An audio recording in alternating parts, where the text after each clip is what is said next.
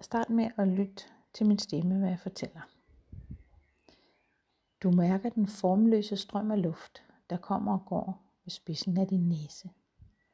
Du skal lade indtryk passere, uden at hæfte dig ved dem. Og så kan vi tænke over de 4 grundlæggende ting, der motiverer en vej mod en Buddha-tilstand. Og en Buddha-tilstand er egentlig bare frihed. Vi forstår den kostbare mulighed, der er i at være her og nu i det her liv.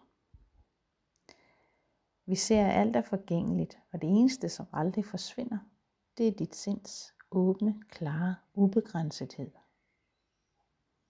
Vi ved ikke, hvor lang tid vi har til at erkende den, og vil derfor bruge tiden nu. Vi skal huske årsag og virkning og indse, at vi selv bestemmer vort liv. Tidligere handlinger, ord og tanker bliver vor verden i dag, og vi lægger frøene for i morgen. Og endelig, hvorfor arbejde med sindet?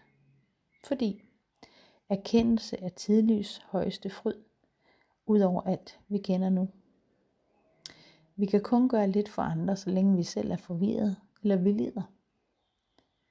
Og da vi ikke altid kan holde sindet, som vi ønsker det, vil vi åbne os for dem, der kan lære os det. Og det er for eksempel at lave den her meditation. Foran og over os i rummet, der ikke er et intet, men hvor sindets legende rigdom udfolder sig frit, fortættes Lama Karmapa. Forestil dig en Buddha. Han er en strålende, gennemsigtig form, et felt af energi og lys. Han bærer den sorte krone på sit hoved. Og synet af den vækker den dybeste tilstand af åbenhed i os. Hans ansigt er gyldent og mildt, og hans øjne ser os, kender os og ønsker os alt godt. Hans arme er krydset foran hjertet, og han sidder i meditationsstilling. Rundt om ham er en aura af regnbuelys.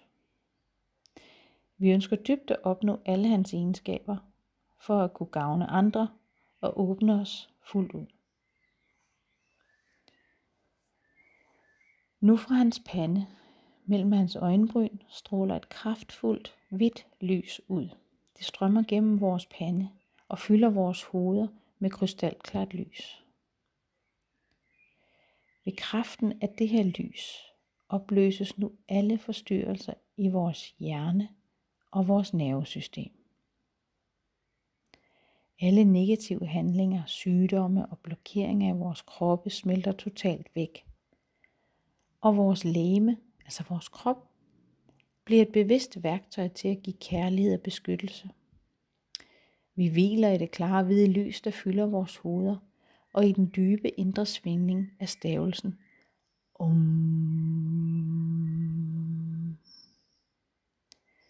Nu fra hans strube stråler et dybt rødt lys ud. Det strømmer direkte ind i vores mund og hals og fylder hele området med klart rødt lys. Ved kraften af det her lys fjernes alle forvirrede energier fra vores tale. Skadelige udtalelser og ord forsvinder, og vores tale bliver medfølelse og visdom, et bevidst middel til at gavne andre. Vi hviler i det røde lys, der fylder mund og hals, og i den dybe indre svingning af stavelsen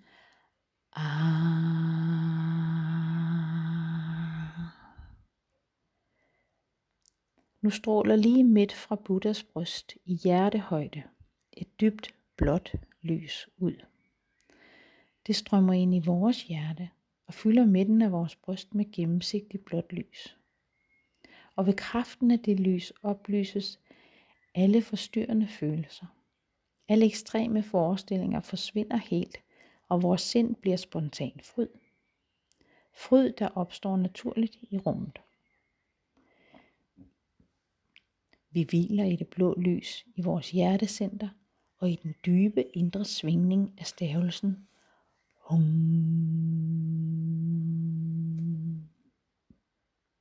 Nu strømmer alle 3 lys ind i os samtidig. Det hvide fra panden, det røde i halsen og det blå i brystet. Og vi mærker de 3 punkter sammen så godt vi kan. klart hvidt lys i panden, rødt lys i halsen og blåt lys i hjertet. Det giver os faktisk Buddhas totale essens. Det man kalder hans Mahamudra. I det vi holder de 3 lys, siger vi det dybe mantra, som betyder: alle Buddhas kraft arbejder igennem mig. Vi siger det stille eller højt, som vi ønsker det, og samtidig oplever vi de 3 lys. Og på tibetansk hedder det Kama Bhajeno. Og synes man det er for mærkeligt at sige noget til de 3 lys, kan man bare forestille sig hvidt lys i panden, rødt lys i halsen og blåt lys i hjertet.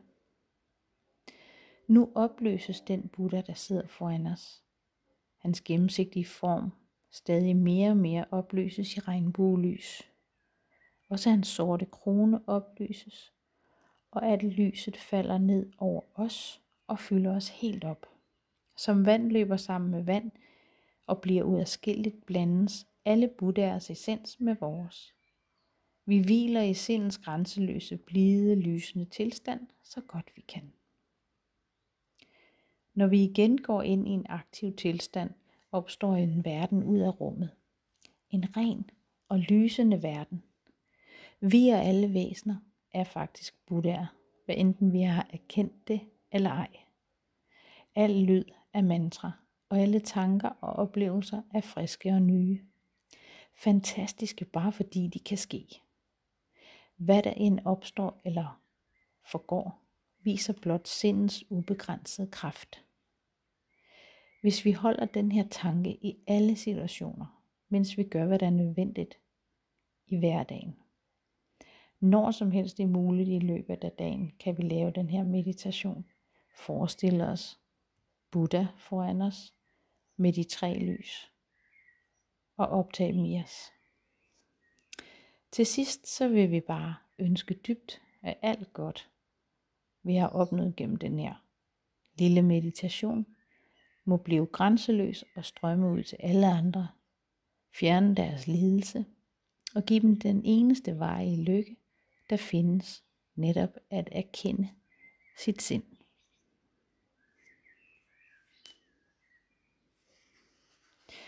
Det var det. Og nu håber jeg, at du synes om det, og at du tænker, at den kunne jeg godt bruge, og gerne hver dag. For det er meningen, at vi skal overskride nogle grænser. Det er meningen, at vi skal gøre noget, vi ikke plejer, for at vende vores tanker til, at vi bestemmer.